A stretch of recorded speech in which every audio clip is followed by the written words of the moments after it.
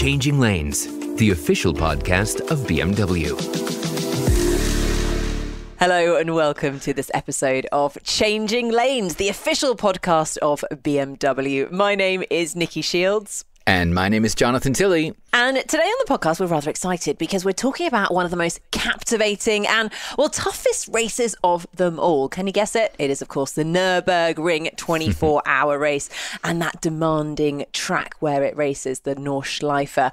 Plus, we're going to be getting into all the iconic cars and drivers that have competed in the race over the years. Now, a quick one. Let's talk about how iconic this race is, because the 24 hours of Nürburgring, well, it's not just a 24-hour race, is it? I think, drivers perceive this to be the biggest challenge in motorsport. It also draws one of the biggest crowds in motorsport as well. It's been running since the 1970s. The lap is over 25 kilometres long. Jeez. It's just staggering, isn't it? I mean, that's a long single lap time, that's for sure. And it draws huge crowds. I think over 300,000 people. I mean, what a race, Jonathan. Exactly, totally. Now, last year, looking back at the winners, it was 2020, we had Nick Katzberg, Alexander Sims and Nick Yellerly, who took the title in the BMW M6 GT3. Woo-hoo. I know. Congratulations to BMW and those drivers as well. I actually did have a quick catch up with Alexander. Did you? Yes, I did, just to find out what it was like winning such an awesome race. And it was quite interesting, actually. He basically described it as not only the most terrifying race, but also the most satisfying race. Well, there you go. Yeah, exactly. So there you go. You heard it first from those drivers. But back in 1998, we had 4 racers that won the first diesel victory in a major 24-hour race with the BMW 320d. But we're not actually talking about either of those races today. We are going to go back all the way back when, to the very first Nürburgring 24-hour race to give you a bit of a history lesson. Yes. And, I think, Jonathan, we want to inspire, with a story of a racer who went from the real underdog to an absolute hero within that infamous 24-hour race.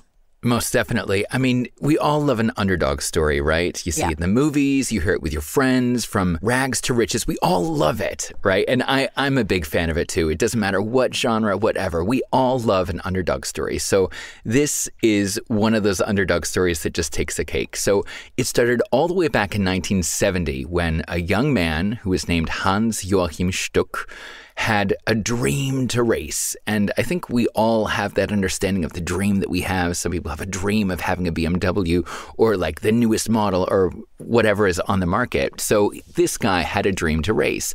And he was only 19 years old at the time, and his youthfulness did not stop him from getting him in the very first Nürburgring 24-hour race of all time. So back then, the Nürburgring was almost 23 kilometers long, or for the people that do with miles, that's 14 miles long approximately.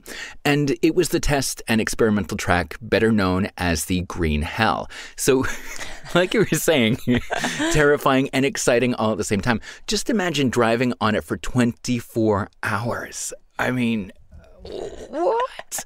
Lapping the Nordschleife at the absolute limit of the driver's mental strength and the car's dynamic capabilities and material endurance. I mean, back then, this had never been done before. This is groundbreaking. Really groundbreaking. And it's a terrifying track. It's a very narrow track. There aren't that many overtaking opportunities. As you say, it's 24 hours, so it's through the night. You've got really poor visibility. The weather there is also very mixed. Exactly. I think, it's known for having quite a lot of cloud and fog at various times of the year. So, yeah, as we said, I think it deserves the name Green Hell.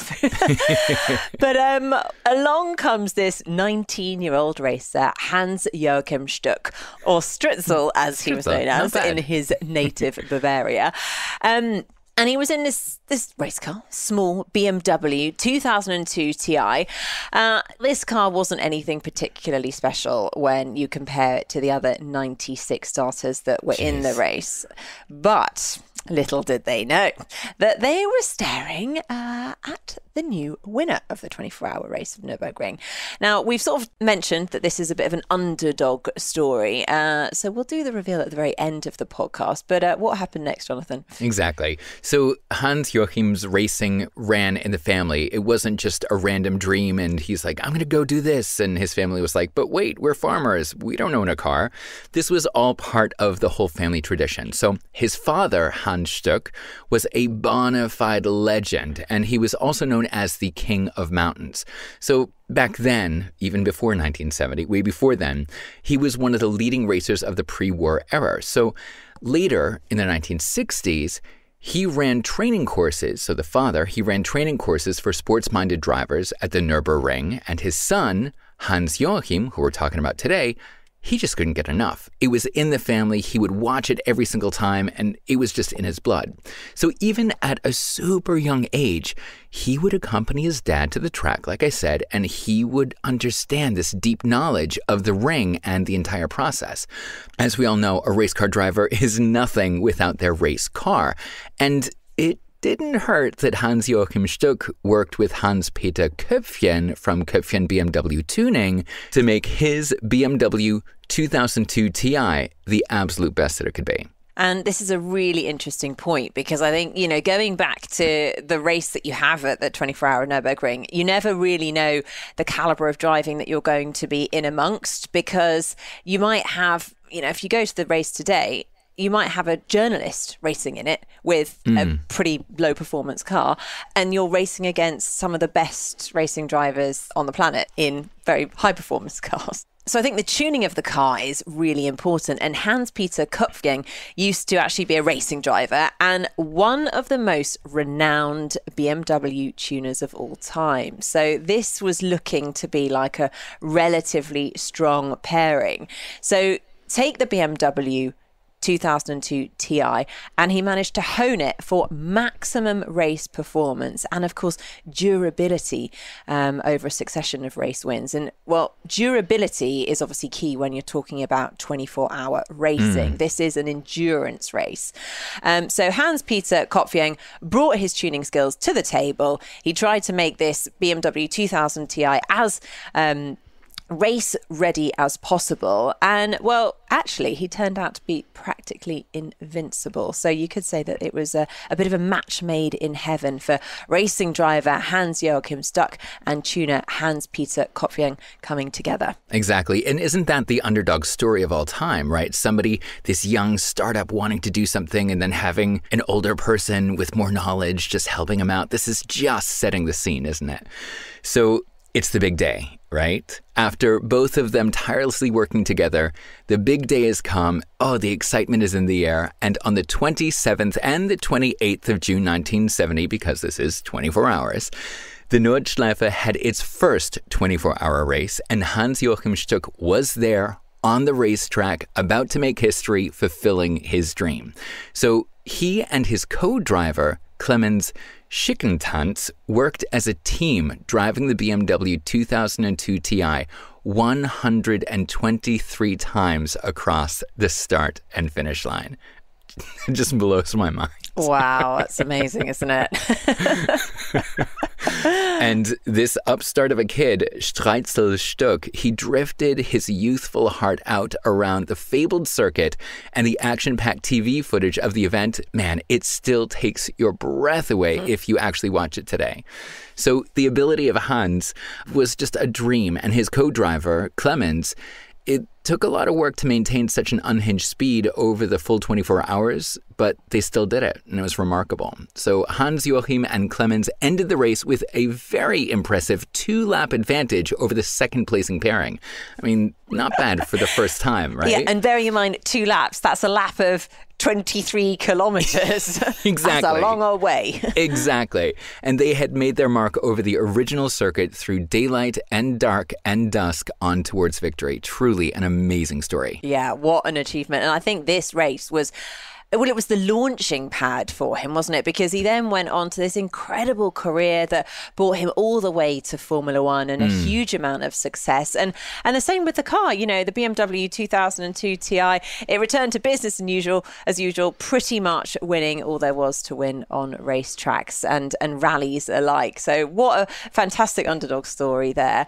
And not only did this young startup of a 19-year-old make history in the very first 24 hours at Nürburgring, but also 9 of the top 10 finishes had a BMW badge on their bonnets. So that was very much an in-house affair for BMW at the Nürburgring 24 hours back then. Exactly. A nice little pat on the back for BMW. So, okay, we told you this fun history story from beginning to end, but we did speak a little bit about some foreshadowing that we want to bring you into. So remember how we mentioned at the beginning of the podcast a few of the iconic cars and drivers to run the race, like in 2020 when Nick Katzberg, Alexander Sims, and Nick Yellowly won in the BMW M6 GT3, and that in 1998 with 4 racers who won the first diesel victory in a major 24-hour race with the BMW 320d, like Nikki said. Well, remember that when you said that, Nikki? Yes, I do remember. So, one of those 4 drivers in the 1998 Nürburgring 24-hour race that won the first diesel victory in a major 24-hour race with the BMW 320d was none other than, get ready for it, drum roll, Hans-Joachim Stuck. No. The same guy, right? That's amazing. After 28 years and an extremely successful racing career, he came back to the Nürburgring for a second win. Oh, whoa. That is absolutely epic. Oh, I love a good story. So the excitement of the underdog continued, but I mean, he had such a successful career, and after 28 years to be able to come back and claim that second win. Wow, that is amazing. Yeah. Full circle, isn't it? From 19 years old, having this dream, being the first to win it, and then 28 years coming back to win it again. I love a good underdog story. That just shows one of the greatest racing drivers there is, I think. Most definitely. Well, thank you so much for listening to this week's episode of Changing Lanes. Yes, most definitely. And if you enjoyed this episode, make sure that you subscribe to our podcast for future episodes as well. And do dive deeper into all things BMW by heading on over to bmw.com to learn more. I'm Jonathan Tilley. And I'm Nikki Shields. And this has been Changing Lanes. See you next time.